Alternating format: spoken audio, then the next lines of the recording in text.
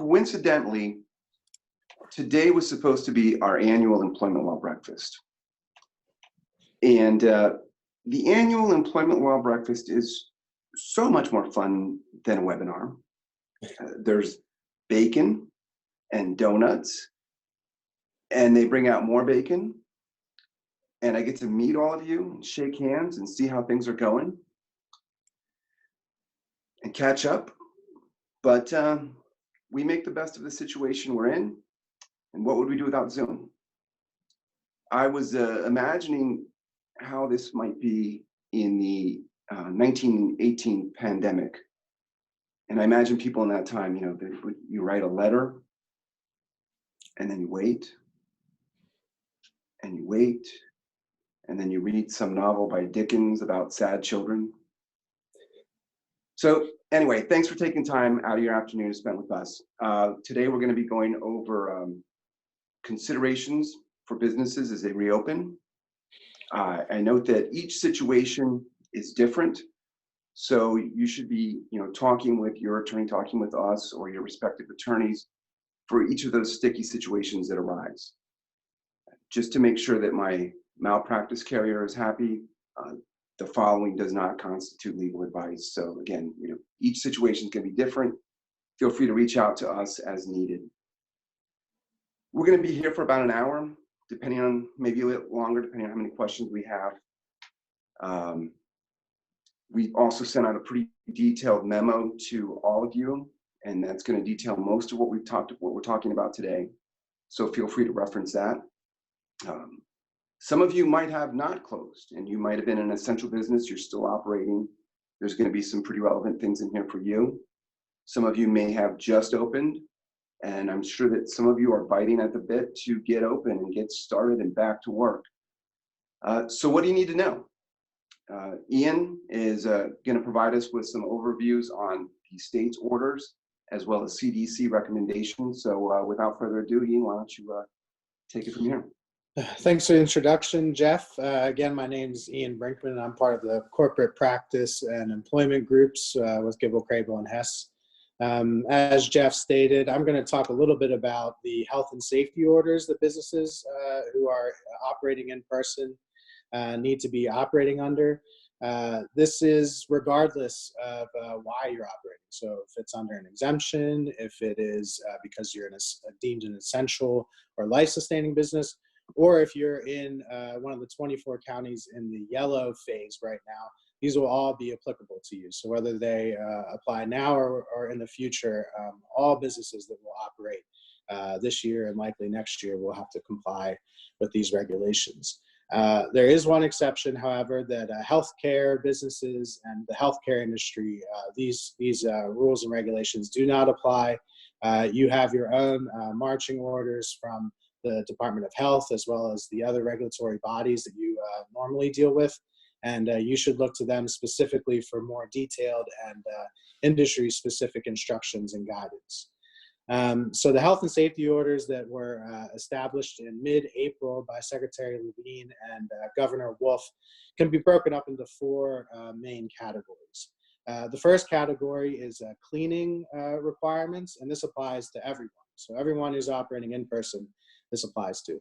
You want to clean frequently high-touch surfaces and areas, so doorknobs, railings, and different places where multiple people will be touching those surfaces should be cleaned very regularly. You want to avoid sharing employee spaces and employee resources. So whether that's a joint copy room or different types of office supplies, or even cubicles and phones. To the extent that each employee can be given an individual resource or a means of performing their job, they should be provided with that. You also need to provide protocols with how to clean office spaces and the things that employees must share because there's not more than one of those items available. Not only do you need to set those protocols, but then you need to provide the materials to clean. This does not need to be the easiest or the most expensive type of cleaning and disinfecting materials, but they do need to be calculated to clean surfaces and then disinfect them, killing the COVID-19 virus. We have resources on the GKH website, along with the resource that we sent along for this webinar that provides great detail about the CDC recommendations and requirements for how to clean and disinfect things, including a long list of chemicals that businesses can purchase to clean these areas. So in addition to those cleaning measures that need to be taken, there are other measures that all businesses must take. So again, this list applies to everyone, all in-person operation. Everyone knows now that social distancing is the key, and that will apply to the workplace as well. So businesses should think about, from the start of an employee's day to the end of an employee's day, how can a business owner ensure that that employee doesn't come in within 6 feet of any other employee, customer, or vendor that might come into the business. So this is going to usually result in staggering. So it'll be staggering of when people can come into the business premises, when breaks are taken, where breaks are taken, and also leaving the business and then operating in the business. So you have to think about elevators, stairways, and entrances and exits. But the key is 6 feet of social distance. So whatever you need to do to make sure your employees comply with those measures, set up those protocols and policies. You need to limit access to shared areas. So to the extent that employees were all in a break room or similar circumstances like that, those need to be drawn back as much as you can. So if that's requiring all employees to bring in bagged lunches, no microwaves and heating up, and eat lunch at their desks, then you must do so if they can not otherwise maintain 6 feet of social distance in those common areas. This would apply for general break rooms, water cooler areas, smoking areas, and the like. This might seem kind of strange, but this is a great example of this. Is even if you're all in the same office building, virtual meetings should be preferred over face-to-face meetings. Unless it's absolutely essential that you see the person face-to-face, they should be done over Zoom or over conference call. All employees must have access to hand washing. So the hand washing and social distancing are some of the most important ways to prevent the spread of the virus. And so all employees need to be able to get up and go wash their hands and have ready access to hand washing facilities. We also, in addition to those high, frequently touched areas, we have to clean common areas frequently. So it's important that you maintain your current cleaning protocols, but to the extent that you know there are surfaces that are touched often or are habited often by customers or employees or vendors, then those places need to be cleaned even more frequently than your normal measures. The big one is that you must require all employees, or anyone for that matter, entering the business premises to wear a mask. The recommendations say that you are to provide a mask, but in reality, this means that you just must make sure that all employees wear masks and then have the ability to either make their own, either through instructions or providing materials, or you provide them for the employees. But at the end of the day, it's simply a policy requiring the wearing of masks and making sure that all employees are wearing masks. Finally, you must work to prohibit non-essential visits to the office. Obviously, to implement social distancing, the less exposure to people, the better. So to the extent that business can be conducted or the person doesn't need to come in, then they shouldn't be allowed into the premises. And then for all of these measures, they need to be known by employees. Employers are the ones going to be implementing and creating the policies, but the employees need to be aware of what the requirements are and what the employers plan on doing to uphold these health and safety measures. And we have a pretty good resource for that, right, on the website? Yes. On our website, there is an annotated version of the health and safety order, and it inputs in each recommendation where it says see the CDC recommendation. We've put in those measures for you, so you don't need to go calling all over the internet to find and track down all these CDC guidances. It's there in a one-stop shop. Along with that are also posters, which can be posted all over the business. So you don't need to keep communicating these things with employees or reminding them that it's up, in break rooms or in hallways or in bathrooms, areas where employees will see So now we're going to get into some specific cases. The cleaning and the other measures must be implemented by all businesses operating in person, so not remotely. This next requirement is only if a business learns of a probable or confirmed case that has entered the business premises. So this is either an employee, a customer, a vendor, a contractor. You later find out is a probable or confirmed case of COVID-19. These requirements only apply in that circumstance. First, you have to close off the area where the employee or the person was. So that not only means their office or the area in which they frequent the most, but all the other areas, common areas that the employee may have been, other people's offices. You must close those off to access to other people. Then you air those places out by opening windows, doors, and things like that. Next, you should wait 24 hours before entering that area and cleaning it. If you can wait longer, wait longer. We know the incubation period on hard surfaces is 7 days. So if you can wait that long, then you don't even need to clean the space. But at the very least, try to wait 24 hours to the extent practical. Next, and this is where confidentiality and common sense will come into play, is that you need to ID other employees who have come into close contact with that probable or confirmed case. Let them know that they have come into contact with a probable or confirmed case. And then you must direct them to the CDC isolation protocols, which are in that annotated health and safety order on our website. Those are very detailed, very lengthy. I'm not going to go through them. They set up different isolation and monitoring protocols depending on what circumstance the employee is in, whether they're exhibiting symptoms, what symptoms they're exhibiting, and what measures need to be taken before they can come back to work. An important point there too is making sure you're maintaining the confidentiality of those employees. The ADA requires, the Americans with Disabilities Act requires that employees, medical information is confidential. And so in identifying to an employee that you've come in contact with a coworker, you're not going to say Joe Smith has COVID and you were, with Joe Smith. It would be more the case you're saying, you've come into contact with a coworker who we know has COVID. Will they find out that it's Joe Smith?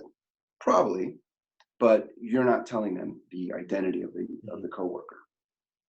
Yeah, logical inferences are going to happen, but exactly like Jeff said, don't spell it out to make it so obvious.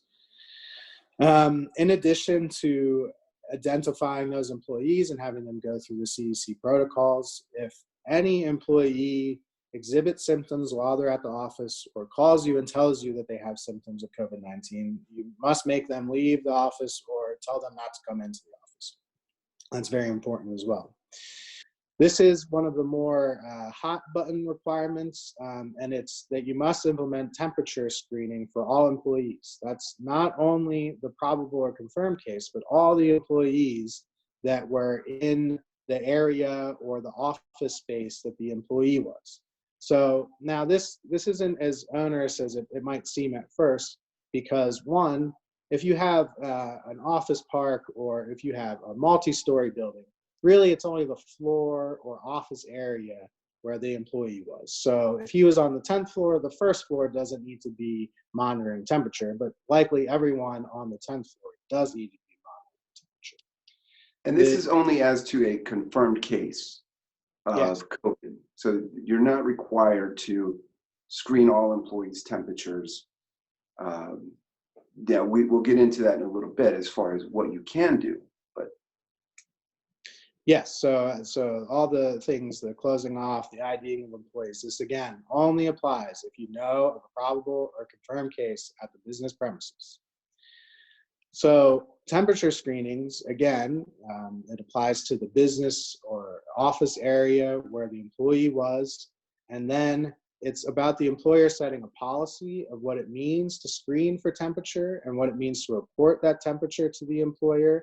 And then the type of screening can be anywhere from the employer doing the monitoring themselves on the business premises all the way to the employee monitoring themselves and then reporting to the employer. And this is even the case where if an employee cannot find a thermometer, they can use CDC or Department of Health checklists to identify whether they have the type of temperature that COVID-19 normally presents itself in. So again, if you have a probable or confirmed case, it's the building, a floor, or the office area where that probable or confirmed case was. All those employees must start monitoring their temperature and either report that to the employer or the employer does the monitoring itself. And again, all those employees who you're monitoring, direct them to the CDC guidelines, which are in the annotated resource that Jeff and I have mentioned before. And that'll make sure that all employees and employers are on the same page what protocols need to take place moving forward after a probable or confirmed case has been found to be on the business premises. A final one is a lot of employers run businesses by leasing space in which they operate out. And these can be shared spaces with other tenants. At the very least, employers should be notifying their landlords that they have had a probable or confirmed case of COVID-19. It would be up to the landlord then to notify other tenants, but if you have good relationships with your shared tenants or you feel like you should notify them, you can, and it is recommended. And this would also apply to your own contractors and other persons that are not employees that enter the space. Again, all of these requirements are only for your employees, but it might be best practice to treat your contractors that were in those same spaces that the probable and confirmed cases were in as if they were employees for monitoring purposes only. So that's the steps you need to take if there's a probable or confirmed case. The final section in the health and safety orders that came out in mid-April applies only to businesses that are serving the public in a defined space. So businesses that are serving the public in a defined space are those serving customers in a building. So anytime a customer needs to come inside, if you're in open air farmer's market, this doesn't apply to you. First, you must limit the occupancy of customers, employees, and persons in the building to 50% of what is designated on your occupancy permit. It's a pretty big requirement, but it's also pretty easy to comply with. At least just take a look at your occupancy permit and divide that number in half. 6 feet of social distance, again, will permeate through a lot of these requirements. So again, think about your customers and employees, and from the beginning of the day when a customer or employee enters the building until they leave, how can you implement 6 feet of social distance? And you must implement 6 feet of social distance between all of those people. So what that means is that you have to have physical barriers for cashiers if people cannot stand 6 feet away from a cashier, lines to enter the building, lines to access services or goods in the building, and then lines to check out need to be 6 feet apart, and then people in the lines also need to be 6 feet apart. You also need to designate these spaces using either employees verbally or orally telling customers the protocols for 6 feet of social distance, or taping lines on the floor, kind of like how many of you have seen likely at grocery stores recently. Another protocol is to designate high-risk shopper hours. This is so that the most vulnerable of our populations to this disease can access goods and services and feel more secure in their ability to stay 6 feet apart. Now, if you implement all the other measures that we've talked about today, and you can guarantee a customer never will come in with 6 feet of contact of any other person, you don't need to have special shopper hours. But this is only if you can guarantee that all other protocols will be implemented and that shopper will never come within 6 feet of another person. Another mask requirement is that all people going onto the premises, customers, vendors, and employees, as we previously discussed, must wear masks. Now, there's 2 large exceptions to this. If you are 2 years old or under or have a medical condition, you do not need to wear a mask at all. And if you have a medical condition, the person just needs to state that they have a medical condition, and that's all they need to do. You're not allowed to ask for documentation. You do not need to provide documentation. Now, this doesn't mean you only have to ask one question. You can, have a follow-up or 2, but this is not an interrogation as to the efficacy of the person's medical condition. You should take them at their word. The other exception is if the business provides food, medical supplies, or medication, They must deny access to a person not wearing a mask, but they also must provide alternate means for those people to access those services and goods. So this normally means contactless curbside pickup or delivery or something like that.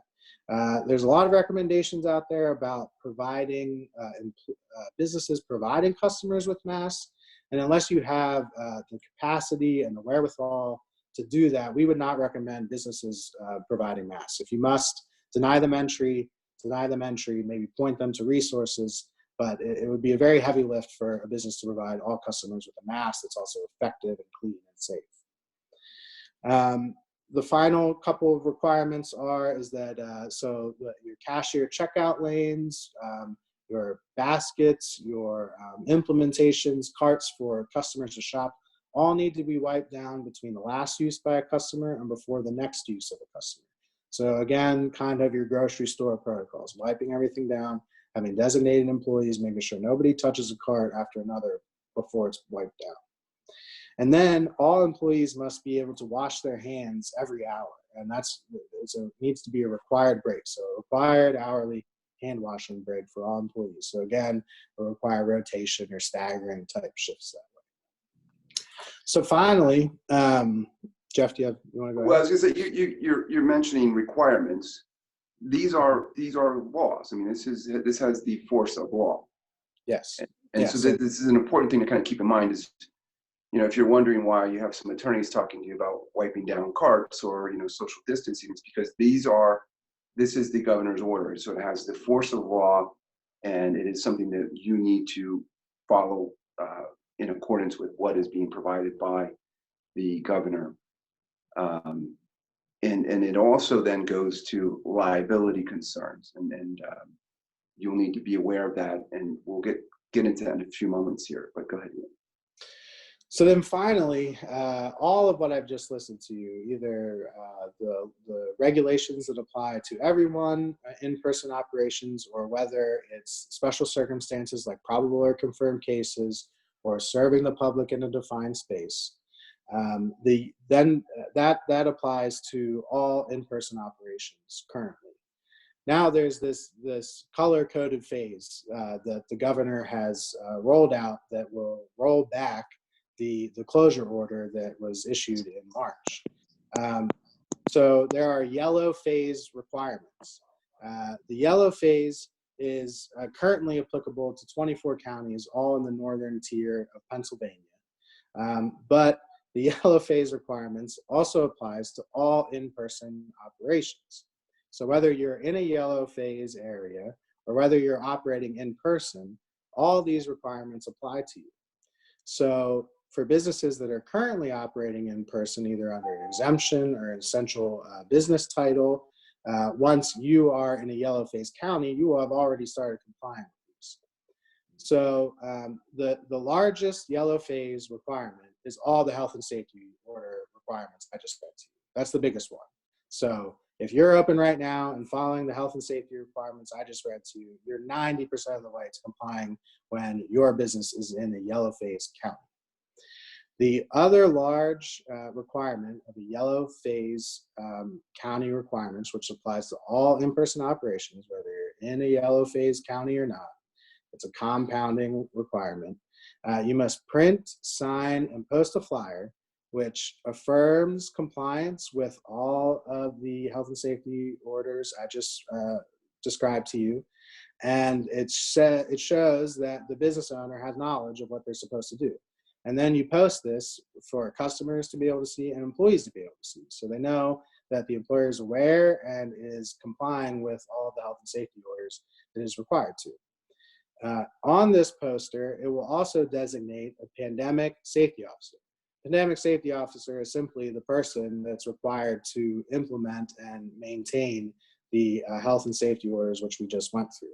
So this can be, a shift manager or a designated officer or anyone really who's an employee who's responsible and can be talked to about what the business is doing to comply and questions or concerns about their compliance. It's a very small poster. It's also in our resource that we have just posted today. And it is a pretty simple step to compliance. So again, all in-person businesses operating right now, whether in a yellow phase or not, must put up that flyer and sign it. And you're already operating under the health and safety orders, so the yellow phase really does not add a lot more requirements. It simply opens up the number of businesses that are allowed to operate in person. So that delineates the health and safety orders for in-person operation, and the additional requirement for the yellow phase has added. When we talk about liability concerns, there's a lot of employers who are questioning whether or not they're going to be liable if their employee, catches COVID while at work. And that's something that's up for debate right now. And I think that Congress is currently debating this. I just heard McConnell say yesterday, I believe it was, that what they're looking for is to limit employer liability except in cases of gross negligence. Well, that brings up the question, if you're failing to follow the governor's order, is that going to qualify as gross negligence? And that's something we're going to have to see, but that remains an issue for employers right now, is whether or not there's going to be, whether it's workers' comp liability or some other type of liability. Certainly OSHA might be in the play with this as well. So we're monitoring this. We'll follow up with this once we have some guidance from Congress on what kind of liability concerns you as an employer might have, and also what kind of liability concerns you might have to the general public. But certainly, as Ian just detailed, those are the steps you need to be taking. Those are the steps that have the force of law. And doing that, I think, is going to go a long way to limiting any liability risks that you might have. One additional matter with respect to employees and coming into work, employers have the right now to ask employees questions related to, do you have a cough? Do you have a sore throat? Do you have any symptoms? Employers can go another step and actually require employees to either take their temperature on their own or to submit to a temperature taking before entering the workplace. And that kind of runs counterintuitive to the the requirements of the ADA, but the EEOC has come out and said, look, this is okay at this point in time because we're in a pandemic. These are our appropriate steps. So you can feel free to ask employees, do you have symptoms or not? One of the big questions I've been getting from employers is, what do I do with employees who don't want to return to work? We're open. I let employees know it's time to come back to work. And guess what? They're getting an additional $600 plus their unemployment comp benefits every week. And they're quite happy to be at home hanging out. They don't want to return to work. What can I do? Well, the simple answer is you can report them to unemployment comp. And there is a form that is a refusal for suitable work. And that is an option for an employer at this time if an employee is refusing to return to work. Now, that's the simple answer. It gets a little bit more complex, and you need to ascertain why they do not want to return to work. What is the underlying reason? If they just prefer to sit on the couch and watch Netflix, yes, refer that to unemployment comp and let unemployment comp know, because that will make that individual ineligible for continued benefits. If an employee is concerned about catching COVID, you want to let them know what you're doing. And again, you go back to what Ian just covered. Here are the steps, here are the protocol that we are following. And actually, you need to be doing that with all employees, but reassuring any reluctant employees that we are taking steps. Your safety is paramount to our concerns.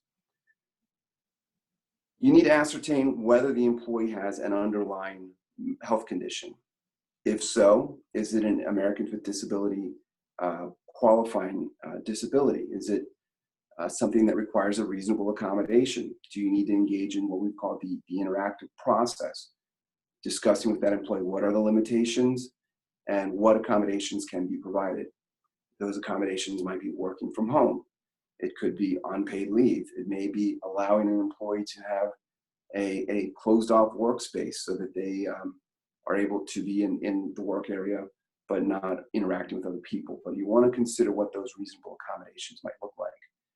And to that end, I would suggest that you're asking for a doctor's note or some verification from their physician that they need to self-quarantine if they're saying they just simply can't be at work. And if they are getting the doctor's note saying that they need to self-quarantine, then they're likely eligible to continue unemployment comp benefits. If the doctor's not advising that they self-quarantine, then you may be able to require them to return to work at that time. And again, if they're refusing to return to work, that may be resulting in termination, and you're notifying of the failure to return to work to unemployment comp. But again, as I mentioned before, each situation is going to be different, and so you're going to want to take that on a case-by-case basis. And my recommendation is before you start terminating employees, that you would have a conversation with your attorney regarding that. So you've managed to get your employees back. Now what happens? What are the considerations that you need to take into with respect to employment law? And many of you are already aware of the Families First Act, the FFCRA, and that provided for paid leave and also extended FMLA. I'm not going to go into that in a lot of detail at this point because we've covered this before. The memo that we provided has some good references for that as well. But in essence, there's 2 weeks of paid leave for a number of qualifying reasons, such as an employee who has COVID or is dealing with COVID, has a family member who has COVID, is advised to self-quarantine. There's 2 weeks of paid leave for that. And then in addition, there is 10 weeks of paid leave for an employee whose child has, school has been canceled, daycare has been canceled, childcare is unavailable due to the COVID pandemic. That is 10 additional weeks of paid leave at 2/3 of the employee's wage. And that's subject to a cap of $200 a day or $10,000 total. Couple things to note about that extended FMLA. That is, the FMLA entitlement is 12 weeks. And that is the entirety of FMLA, regardless of whether it's the extended FMLA or regular FMLA. And so if an employee takes 6 weeks of extended FMLA, they are only entitled to 6 weeks of regular FMLA if later in the year they need to have surgery or something like that. So this is not giving them 24 weeks of FMLA entitlement if you are an FMLA qualified employer. Interestingly, when we talk about that 2/3, if a person is the primary care, it's 2/3 compensation. If the person is the primary caregiver of a child whose school is closed, they're entitled to unemployment comp benefits. And so that employee may actually be financially better to remain on unemployment comp benefits than to return to work and to get paid at 2/3 what they are making. The extension of the Family Medical Leave Act, as well as the paid leave provisions under the FFCRA, is in effect until December 31st.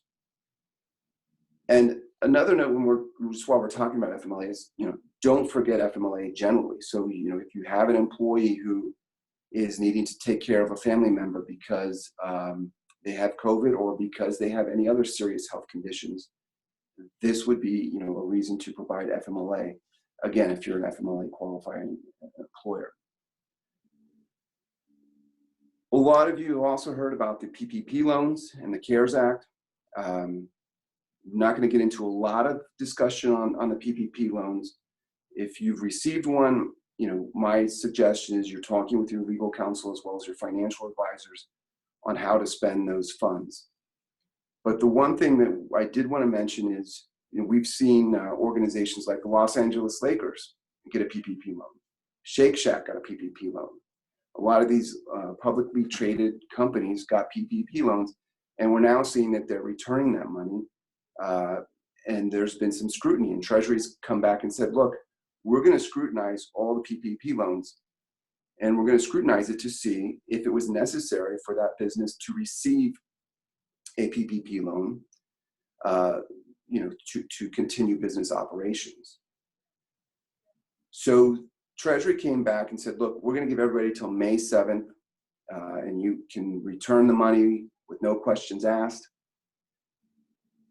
Then they kind of kicked the can down the road a little bit and said, look, we're going to wait till May 14th, and then before May 14th, we're going to issue some guidance as to what constitutes necessary.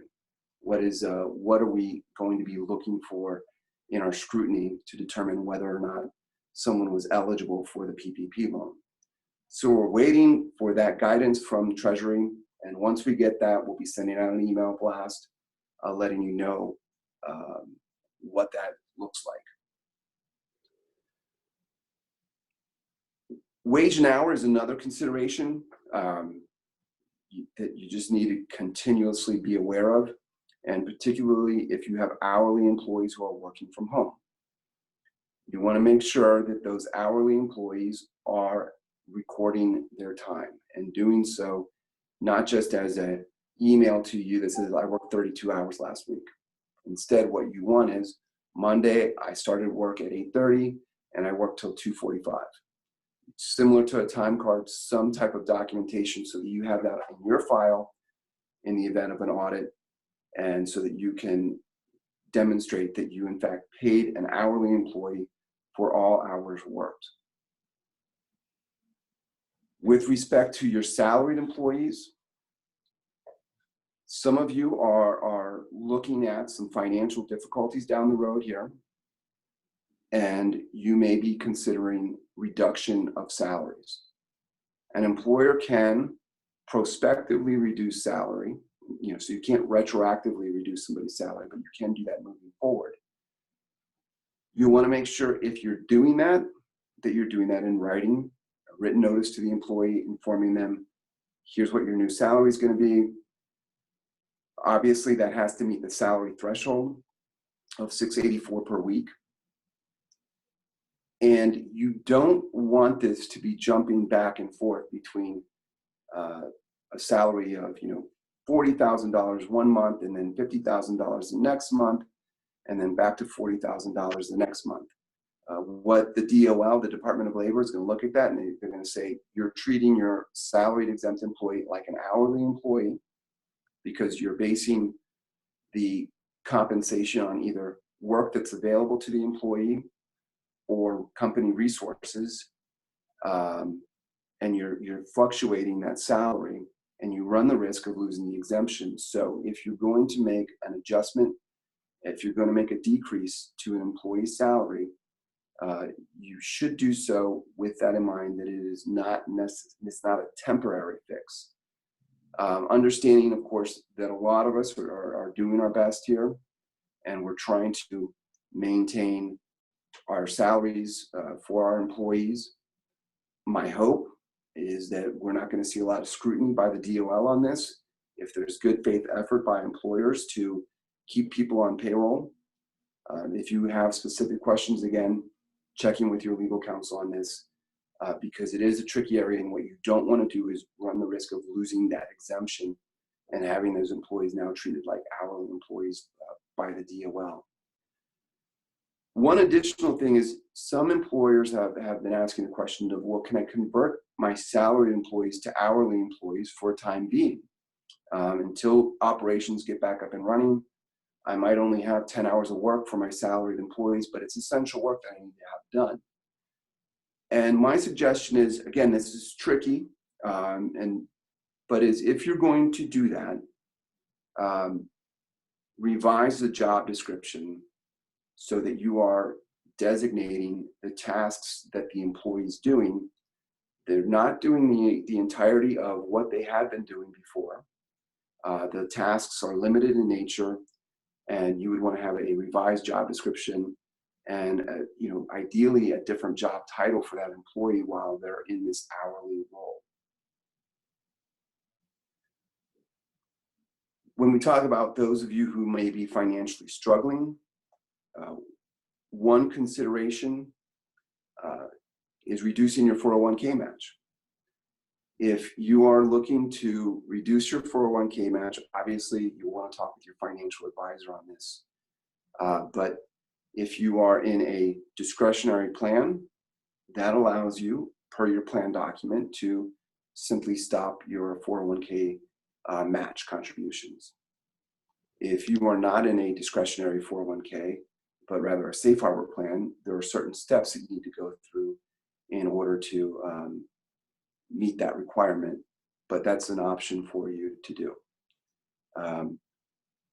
Obviously not an ideal situation, and those are measures that you would want to take as a last resort, but certainly when it comes down to keeping the business open versus having that nice match to your employees' 401k, hopefully none of you are going to have to make those hard decisions, but those are some options for you to consider. One additional thing to keep in mind are your contracts. And we're talking generally about contracts here and not just your employment contracts. It's a good idea now to review your contracts. Do you have specific provisions in your contract that addresses acts of nature, acts of God, the COVID pandemic? Does it have a provision in here that says, services might be delayed because of an act of nature? And if it doesn't, now's a good idea. Now's a good time and a good idea to insert those and make sure that those are part of your contracts. We'll also want to consider looking at your contract to determine how you're getting paid or how you are paying somebody. If it's about services that are being provided to you or goods that are being provided to you, be careful about signing a contract that has a personal guarantee, because that personal guarantee now means that you are liable for it, not the business. And so when your business shutters, let me rephrase that. If your business were to shutter, you would be stuck with that debt still as an individual. So be careful about those personal guarantees. On the flip side, looking to, instituting attorney's fees provisions and things of that nature in your contracts to ensure that you're getting paid. And you may also want to consider having personal guarantees on those contracts that you're providing to clients. Again, that's going to be on a case-by-case basis, depending on the nature of the services, depending on the clients you're working with, as to whether or not you want to do that, but certainly something you want to keep in mind.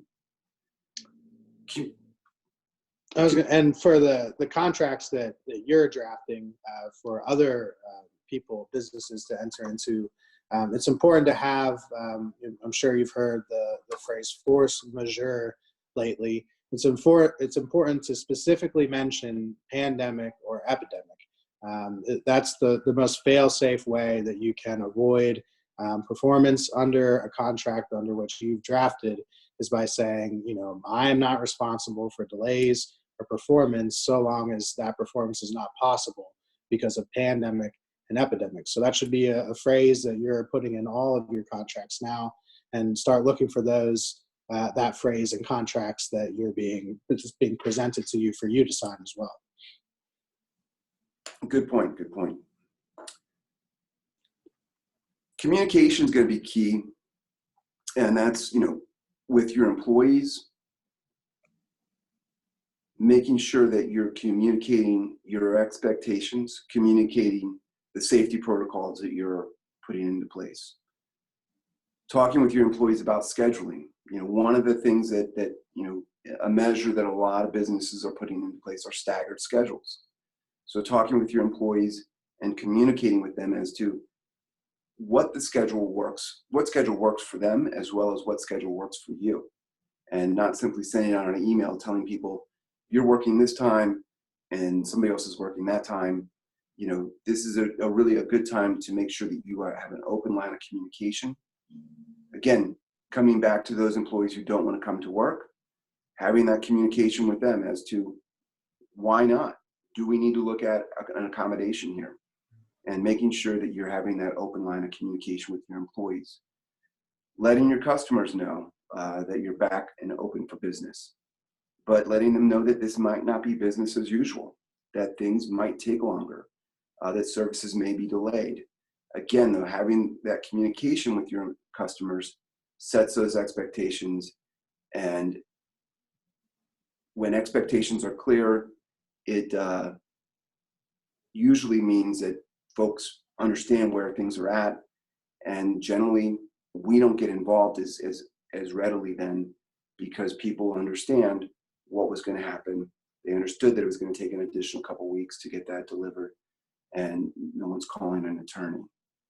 So communication is really important, and definitely an overarching theme to good upfront compliance, especially with your employees and customers. But equally important, and especially when if we have to come into play as an attorneys, documentation is very important as well. So why are you implementing the protocols? Why have you approved or denied leave?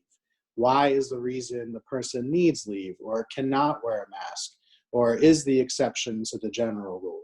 So documentation, upfront communication will help you very much in the outward facing portions of this, but when on the back end, when you have to justify what you've done, when you have to apply for reimbursement from unemployment compensation, or you have to justify a tax reimbursement or credit, providing the documentation of what happened in real time later is going to be equally as important as communication, when things are actually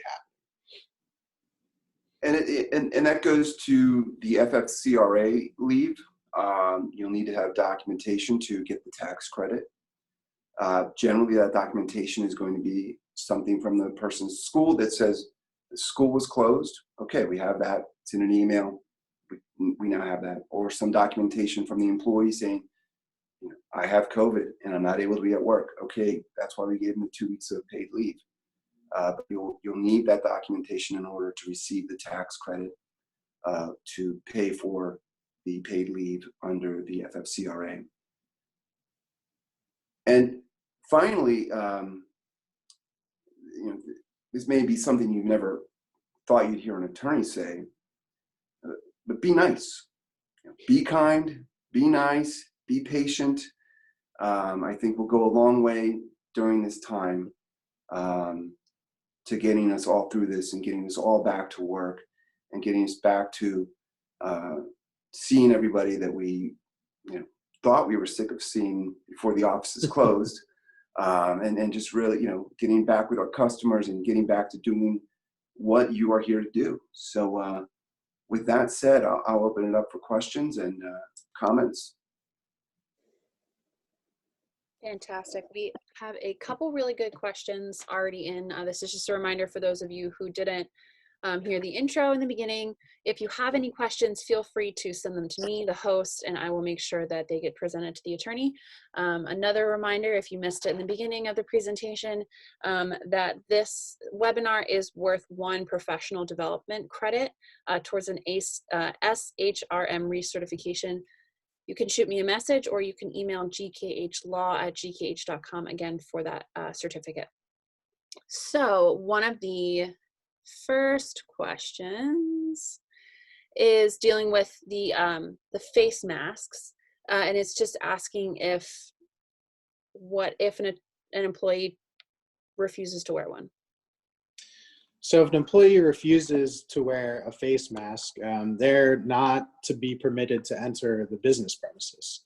Now, what policy you implement, what type of disciplinary matter or how you respond to that is, up to the employer and their own policy. Jeff, do you think anywhere from just sending them home to, possible dismissal if it's a repeat offense, is possible? Yeah, I think it is. I mean, it's it would be insubordination, and again, because these have the effect of law.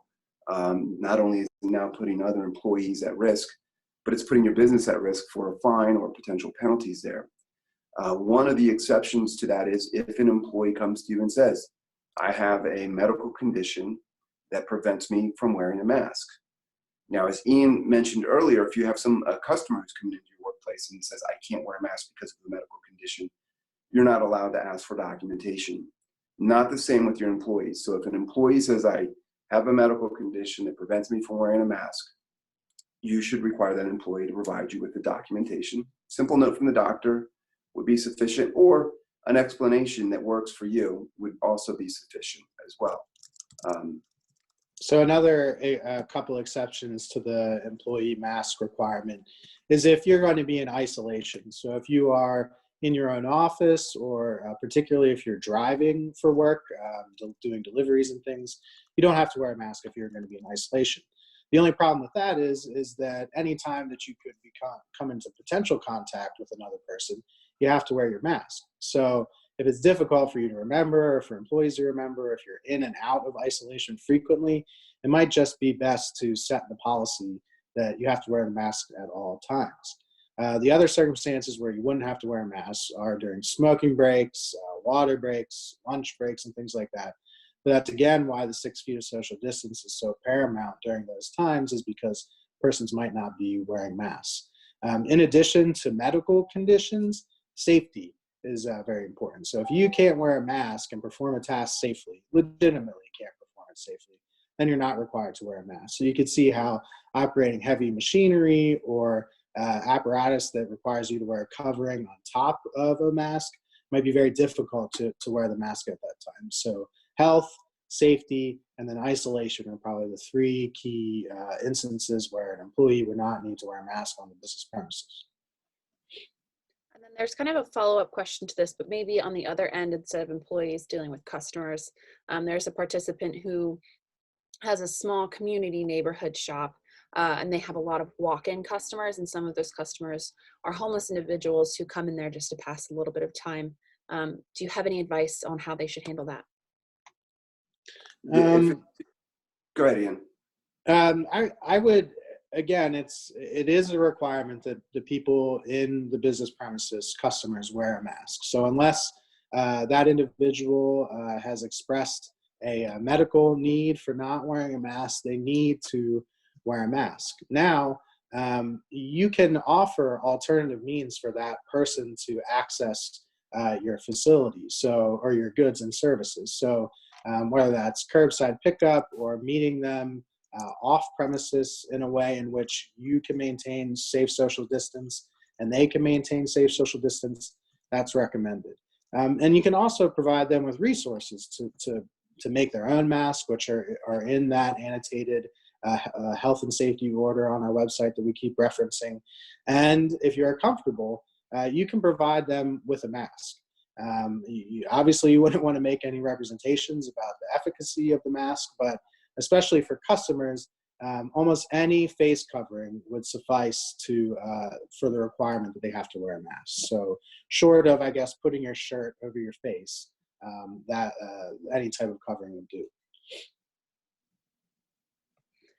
The next question, they're looking for a little bit more detail as far as the body temperature concern, maybe what that looks like. What does that look like implementing that? Okay, so again, I'm assuming this is in the employee context.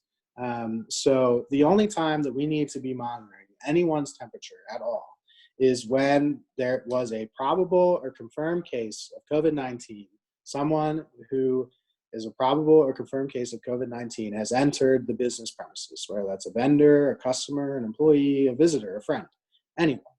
Then if you know that probable or confirmed case has been in the business premises around other employees, that's the only time you need to implement the temperature check, where you have to implement the temperature check. As Jeff has said before, employers may implement independent policies that require monitoring on a day-to-day basis. But the only time that's required by these health and safety orders is if someone has entered the premises, that's a probable or confirmed case, and then that floor or that office area or that building, those employees that were there at that time need to be under a monitoring policy. So 1, you need to have a probable or confirmed case. 2, you need to identify where that person was. And then those are the employees that are under this monitoring regime. So that's the policy the employer needs to put in place. How you actually monitor can be one of three ways. You can monitor, the employer can monitor the employees on the premises itself, preferably in their car before they ever enter the building. But employees can run around and start, using the forehead temperature monitors to see if an employee has a 100.4 or above fever, which is the threshold for COVID-19 exposure. That can be the employer monitoring that way. It can be the employee monitoring at home and reporting to the employer what has happened with the same type of thermometer. Or an employee can access a checklist. If they don't have access to a thermometer, they can go on the CDC or DOH websites and they can go through a checklist. And if they meet enough criteria, then they're considered to have a COVID-19 grade temperature and they should not come in.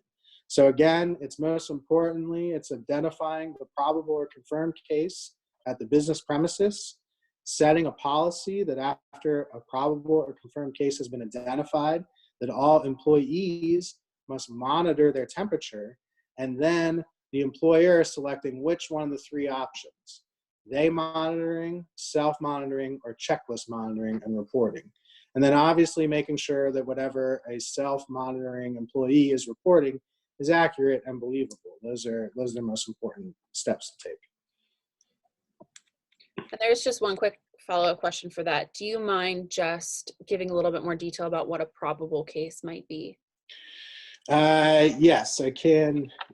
So a probable case is someone who is exhibiting symptoms and or has been around someone who is a confirmed case. So a high likelihood that close contact with the confirmed case has occurred. In our resource, there is a frequently asked question page, and if you click on that, it'll give more information. The state and the Department of Health is coming out with more and more protocols every day as to how to identify a probable or confirmed case. But a probable case would be if a person is exhibiting, 3 of the 6 or so symptoms of COVID-19, and or they have been in close, frequent contact with somebody that is a known carrier of COVID-19. There's one more question about masks and customers. A participant is saying that in their retail space, they're having some issues with customers who are saying they have medical conditions and aren't wearing masks and giving them a really hard time. Are they to admit them, or are they allowed to ask them to wait outside and they can wait on the customer outside of the business? So there's not a lot of guidance on how to approach a customer that's espousing a medical condition as for a reason for not wearing a mask. It says literally in bold and capital letters that you cannot ask them for medical documentation. But I would say that this does not limit you to just taking what may seem like a dubious reason at its face value. I would say that if you think a customer is trying to just get around the requirements, then some follow-up probing questions in a nice, reasonable manner would be appropriate. But you can't take that too far into a type of examination of the person that really frustrates the purpose of just being able to say that they have a medical condition and being able to continue to shop. Jeff, do you have any pointers for an employer? No, I think that's good. Yeah, so it's a lot of advice is saying treat it kind of like if someone were not coming in with a shirt or shoes. But again, when you run up against that medical condition excuse, it's hard to check the veracity of the person. And I'm sure if you in good faith believe that medical condition is not truly being exhibited by that person, which again is very hard to tell, then you would be able to refuse them service. But again, it's a very fine line, and if they say it earnestly and straightly, I think you need to take them at their word. So it's a tough call But I think good faith on both sides, listening to the person. And if you really think the person's just making it up, good faith on either end will carry the day. All right, switching gears here a little bit. We have a couple questions regarding bathrooms and dressing rooms. They kind of go hand in hand. So we have somebody asking, do they need to clean the bathrooms after every use?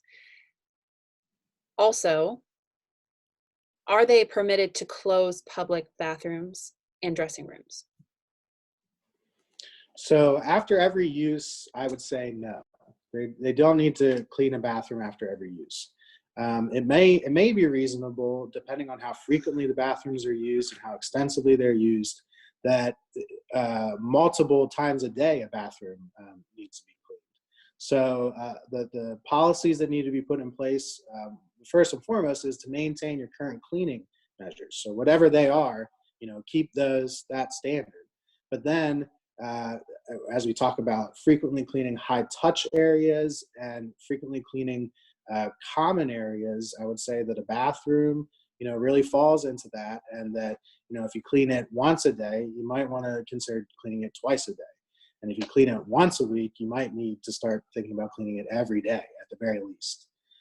So I think, again, it's about frequency of use, exposure, the size of the bathroom. Some one stall type bathroom may need to be cleaned multiple times a day if it's used 50 times. So I think it's about taking reasonable precautions based upon frequency of access, use, and public versus private use will dictate how frequently you need to clean it. But after every single use, I think is probably a little extreme. Although I don't think it would be unreasonable to ask an employee to wipe down the surfaces which they touched while they were in there, so long as they're provided with the appropriate supplies. Jeff, do you want to weigh in on the closure of public restrooms and dressing rooms? I don't know. Honestly, that's something we need to look at. If that participant wants to just shoot Hannah her or his email, we can get a more definitive answer on public bathrooms and their closure. Yeah, I can say that that regulations, particularly federal regulations, will trump whatever type of compliance with the cleaning or other measures that an employer or business would need to take. So if having a public restroom is required for conducting your business by an ADA or OSHA or other regulation, then those would control over the frequency of cleaning. Now, the yellow phase regulations state that if you can't comply with with these social distancing or cleaning requirements, then you must limit your operations to curbside pickup. And if you can't comply with the most important requirements, such as the social distancing, the hand washing, the employee break requirements, then you can't operate. So it's these, again, we must stress that these are regulations as when they have the force of law.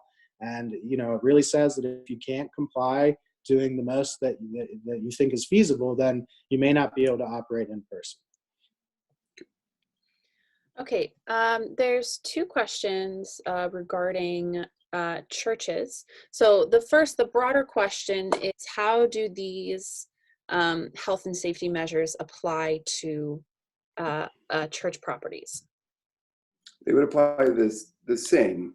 And thus far, we're seeing that their application is going to be the same as it would be for any other business that's open. Okay. Yeah, and that's the same I've seen. I know that Pennsylvania in particular has a lot of religious liberty, exercise of religion laws and exceptions.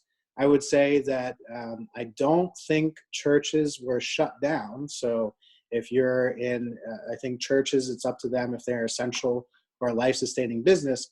But I would say if they deem themselves life-sustaining and want to have in-person activities, that they would not be able to get around the cleaning and other requirements based upon similar operational exemptions. So when it comes to the nitty gritty of the health and safety orders and the yellow phase requirements, I think they're going to need to comply equally as any other business. And then a more specific question regarding churches.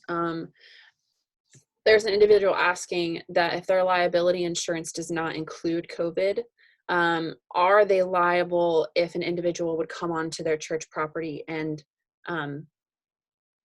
say that they contracted the disease there? Would they be liable even though that's not covered in their policy? It's going to be, we're going to see, certainly we're going to see litigation that arises from this. If your policy does not provide for, some sort of provision regarding contagious diseases, that may be something you want to look at a little bit closer, and we may need to look at your policy. But as a general rule, if you're following all of the requirements as set forth, it is unlikely that you would be liable, and it's going to be a difficult case for anyone to even prove where they've contracted the virus from. I think if you have specific concerns about your insurance and whether or not there's coverage there for you, you may want to discuss that with your agent. And we're going to certainly see that, we're going to see lawsuits for sure. Not to disparage my profession, but we all know this is the case, and lawsuits will happen.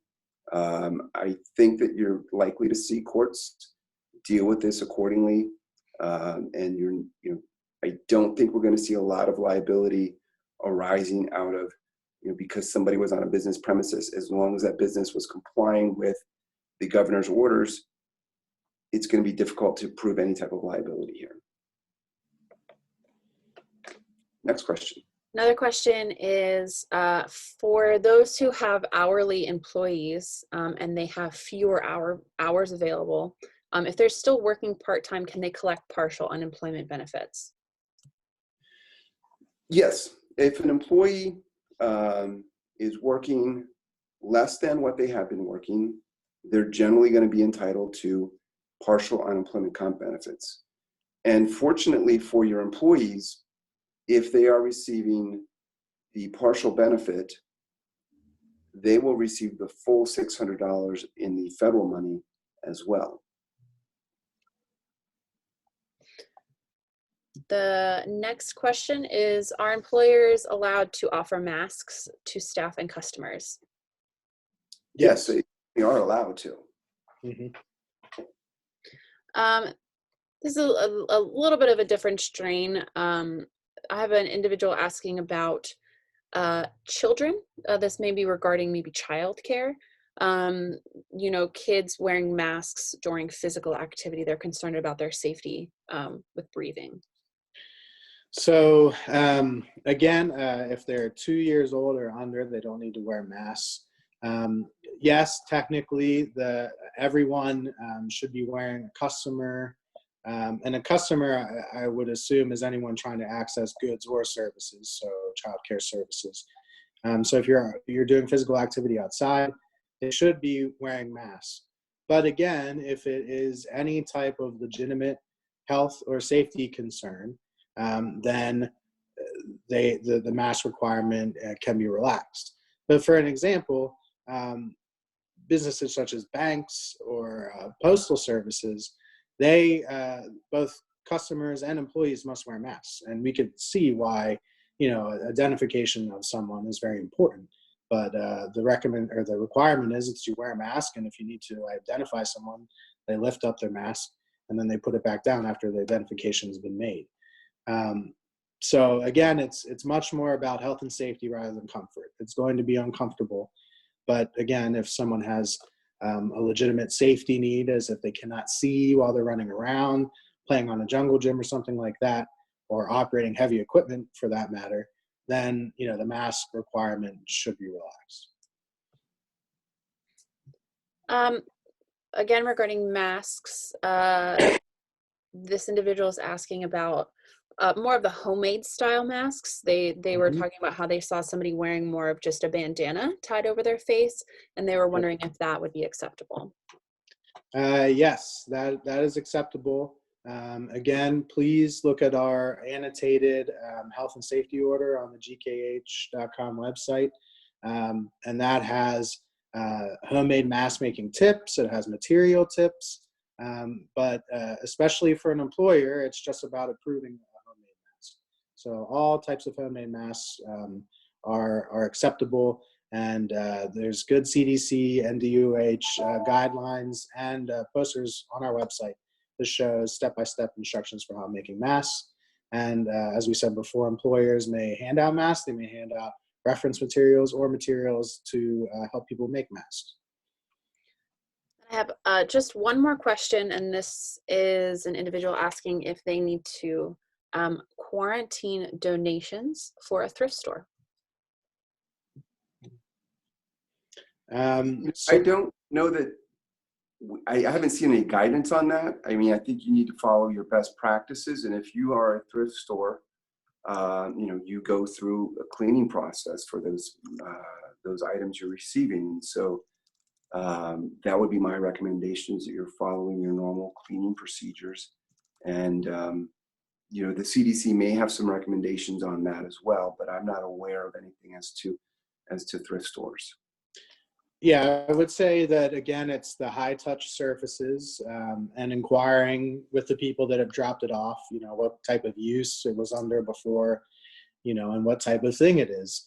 If it's a phone that somebody was using for 20 years before they brought it in and they just unplugged it out of the wall, that might be something you should really be wiping down. I know that a lot of places spray fabric materials and things like that.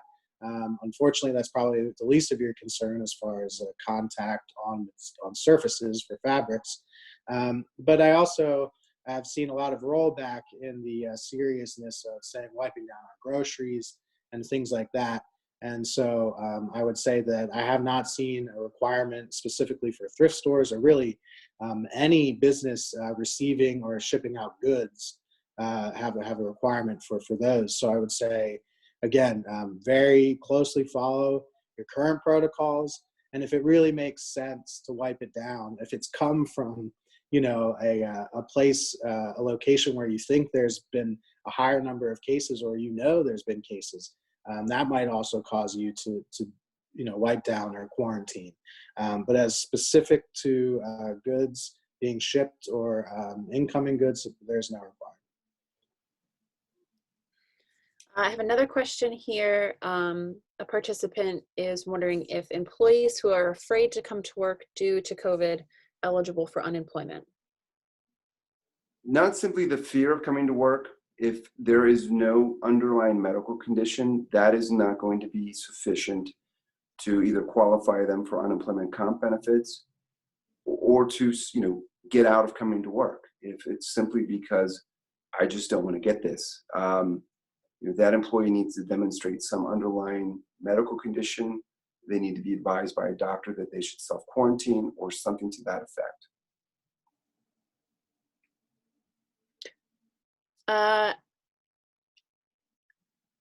If employees work in an open environment that allows for 20 feet or more of separation, are there any exceptions for this? So this would be like an open area. No, there are not. Again, it's a isolation. So if they're isolated alone, so if they're the only person working on the work site at a given time, then they don't need to wear a mask. And then again, out of fear of repeating myself too much, it's about safety, health, and then your ability to operate something safely. So it's about those two main things. There's not a whole lot of exceptions to the general rule that employees must wear face masks. All right, at this moment, that was the last question. Did you guys have anything that you wanted to add before we close up? Just to say, again, thanks to Ian and Hannah for your help out today. And thanks for all of you for joining us. If you have additional questions, please reach out, let us know. We are here to serve, and we are operational, and keep up the good work, and we'll all get back to work soon enough. Thank you, everybody.